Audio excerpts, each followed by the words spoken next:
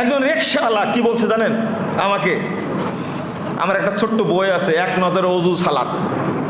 আমাকে বলছে, স্যার আমি 10 কপি বই প্রতিদিন নিয়ে আসি। কি করেন আপনি? বলছে, রিকশা যে লোকটা উঠে, নামাজি মানুষ, বা আগে বুঝায় নামাজ পড়েন না কেন, 1 কপি ধরাই দিই যে বইটা পড়বেন আপনি। রিকশাওয়ালা একজন দায়ী হয়ে গেছে।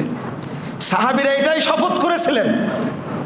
সিলেটে গেছি বক্তব্য দিতে, এক বাদাম বিক্রেতা ভাই আমার, আমি ভুলতে পারি না, এই বাদামটা আমার কাছে ছিল প্রায় 1.5-2 বছরের মতো।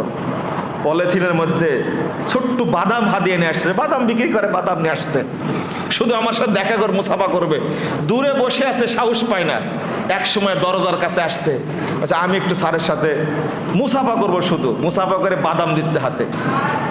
আমি তো আবেগে আশ্চর্য। সিলেটের মতো যেখানে শিরিক বিদাতের ফাউন্ডেশন, সেখানে মানুষকে মুশরিক বানানোর জায়গা, ওই জায়গায় একটা বাদাম বিক্রেতা দাওয়াতি কাজ করে, বাদাম বিক্রি করে। 100-র মতো বাদাম আমাকে হাতে দিল, যে স্যার এটা আপনার জন্য হাতিয়া। আমি ব্যাগে রেখেই দিলাম। 1.5 বছরের মতো ছিল। হজে যাওয়ার সময় ব্যাগ পরিষ্কার করতে গিয়ে বাড়ি আলি বাদামটা বের করে বাদামের সাইজ করে দিয়েছে ওরা। আমার খুব কষ্ট লাগছে, বাদামটা অনেক আমার কাছে ছিল, ওরা বুঝেনি কি জন্য ব্যাগে বাদামটা আছে। 1.5 বছরের মতো ছিল আমার কাছে, শুধু মহব্বতে, যে একটা বাদাম বিক্রেতা আমাকে বাদাম হাদিয়ে দিয়েছে। ওর কাজই হলো শুধু বই বিতরণ করা, মানুষকে ওই যে মোবাইলে বক্তব্য দিয়ে দেওয়ার কাজ। এই বক্তব্য শুনেন, নাম্বারটা নিয়ে বলছে এই বক্তব্য শুনবেন, মতিউর রহমান মাদানির বক্তব্য দিয়ে দেন, আমার বক্তব্য দিয়ে দেন। আশ্চর্য হয়ে গেলাম ওর কৌশল দেখে। আমি তার জন্য কি দোয়া করতে পারি?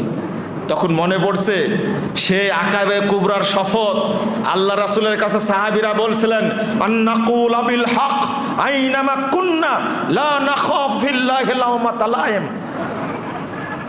আমরা যেখানেই থাকবো সেখানেই হকের দাওয়াত দিব, কোনো নিন্দুকের নিন্দাকে পরোয়া করব না।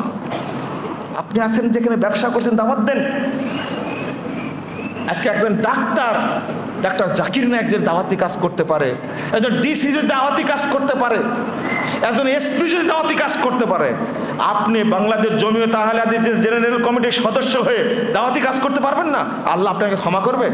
আপনি একজন ইমাম হয়ে, একজন আলেম হয়ে, সচেতন ব্যক্তি হিসাবে দাওয়াতি কাজ করবেন না, আর আল্লাহ আপনাকে ক্ষমা করবেন? মাত্র 75 ব্যক্তির দাওয়াতে সারা পৃথিবীতে ইসলাম ছড়িয়ে যেতে 100 বছর সময় লাগছে মাত্র। আর আজকে আমরা প্রায় 4 কোটি আহলে হাদিস যদি সবাই দাওয়াতি কাজ করি, তাহলে কোনো মাজার পূজা থাকবে? যারা মাজার পূজা করছে তারাই হেদায়েত পেয়ে মাজার ভেঙে দেবে ইনশাআল্লাহ। অনেক প্রমাণ আছে। যারা পীরের কাছে গিয়ে মুশরিক হয়েছে তারা হেদায়েত করে এই পীরের আস্তানা ভেঙে দেবে একসময় ইনশাআল্লাহ। ওই পরিবেশ তৈরি হবে। বন্ধুরা আমার, যতদিন দাওয়াতি কাজ না করব ততদিন আমরা কিন্তু সাহাবীদের কাতারে শামিল হতে পারবো না। আল্লাহ বলছেন, আম হাসিবতুম আন তাদখুলুল জান্নাহ, তোমরা কি মনে করে নিয়েছো জান্নাতে প্রবেশ করবে? জান্নাতে যেতে হলে অত সহজ না। নারী পুরুষ সবাইকে ওই অবস্থায় আসতে হবে। ওয়ালাম্মা ইয়াতিকুম মাসালুল্লাযীনা খালা মিন ক্বাবলিকুম মাসাতুহুমুল বাসাউ ওয়াদ-দাররাউ ওয়া যুলজিলু হাত্তা ইয়াকুলার রাসূল ওয়াল্লাযীনা আমানু মাতা নাসরুল্লাহ। আল্লাহ বলেছেন, তোমরা মনে করছো জান্নাতে ঢুকেই গেছো, অথচ তাদের মতো অবস্থা তৈরি হয়নি, জমিনে টিকতে পারেনি তারা। বিপদ মুসিবত নেমে এসেছে, তারা থাকতে পারেনি। অবশেষে আল্লাহর নবী বলছেন, সাহাবীরা বলতেন, মাতা নাসরুল্লাহ, আল্লাহ আর পারছি না, তোমার সাহায্য কখন আসবে? আল্লাহ বলছেন, আলা ইন্না নাসরুল্লাহি করিব, সাবধান, আল্লাহর সাহায্য অতি নিকটে। আপনি বলেন তো, আল্লাহ আপনাকে জান্নাত দিবে কেন? আর যারা জান্নাতের সার্টিফিকেট পেয়েছেন তাদেরকে আল্লাহ কেন জান্নাত দিয়েছেন? মনে হয় বুঝাতে পারলাম না আপনাদেরকে। যারা জান্নাতের সার্টিফিকেট পেয়েছেন তারা আমার মতো আপনার মতো কি এই বসে বসে খাইছে আর ঘুমাইছে? তারা পরিশ্রম করেনি? যারাই জান্নাতে সার্টিফিকেট পেয়েছে তাদের যে অবদান, তাদের যে অবস্থা, আর আপনি মনে করলেন আমি জান্নাতে চলেই গেছি। কিভাবে?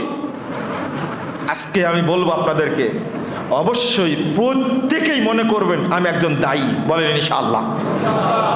বাহিরে না পারলেও ঘরে দাওয়াতি কাজ করব, সন্তানের উপরে দাওয়াতি কাজ করব, আমি ওয়াইফের উপরে দাওয়াতি কাজ করব, নিজেকে যাবতীয় নিষেধাজ্ঞা থেকে বিরত রাখবো, এটাই দাওয়াত নিজের জন্য। এরপরে সমাজে দাওয়াত দিবেন। আজকে আপনি এসেছেন, আলহামদুলিল্লাহ, দাওয়াতে সময় দিয়েছেন, হয়তো আল্লাহ মাফ করবেন, কিন্তু বসে থাকলে চলবে না, দাওয়াত দিতে হবে।